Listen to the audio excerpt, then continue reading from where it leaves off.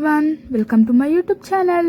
ఈరోజు నేను అల్లం రబ్బ ట్రై చేశాను. చాలా పర్ఫెక్ట్గా వచ్చింది.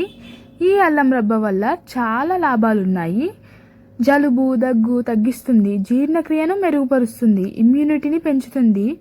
సాధారణ స్వీట్స్ కంటే ఇది ఆరోగ్యమైనది. ఒకసారి చేసి పెట్టుకున్నారంటే ఎవ్రీడే ఒకటి తింటే బాగుంటుంది. ఎన్నో బెనిఫిట్స్, ఎన్నో విటమిన్స్తో ఉన్న ఈ అల్లం రబ్బ ఎలా చేయాలో చూసేయండి. ముందుగా ఒక అల్లం తీసుకొని చిన్న చిన్న ముక్కలుగా కట్ చేసుకోవాలి. ఇక్కడ నేను అల్లం పొట్టు తీసి 2 days అయ్యాక చేశాను కాబట్టి అలా ఉంది.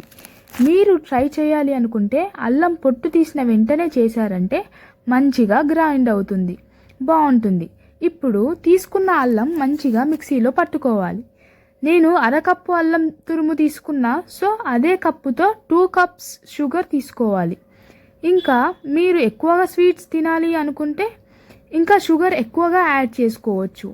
ఈ స్వీట్స్ షుగర్తో అండ్ బెల్లంతో కూడా చేసుకోవచ్చు.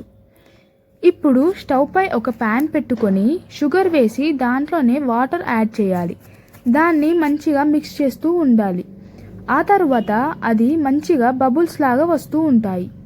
పక్కనే ఒక చిన్న గిన్నెలో వాటర్ పెట్టుకొని పాకం వచ్చే వరకు మిక్స్ చేస్తూ చెక్ చేసుకోవాలి.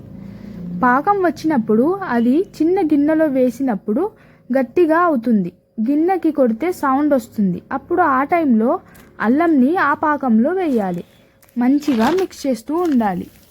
ఆ తర్వాత నేను కలర్ఫుల్గా కనబడడం కోసం చిటికెడు పసుపు యాడ్ చేశాను అండ్ ఇలాచీ పౌడర్ కూడా యాడ్ చేశాను. ఆ తర్వాత మంచిగా మిక్స్ చేస్తూ ఉండాలి. ఆలోపు ఒక ప్లేట్ తీసుకొని బ్యాక్ సైడ్ ఆయిల్ పెట్టుకొని రోలర్కి కూడా ఆయిల్ పెట్టుకోవాలి.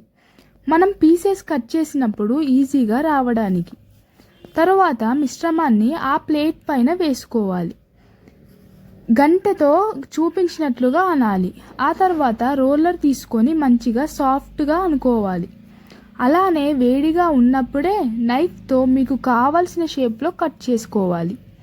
కొద్దిసేపు అలానే వదిలేసి అది ఎండిపోయాక అప్పుడు మనం తీసుకున్నప్పుడు ఈజీగా పీసెస్ లాగా మంచిగా వస్తాయి.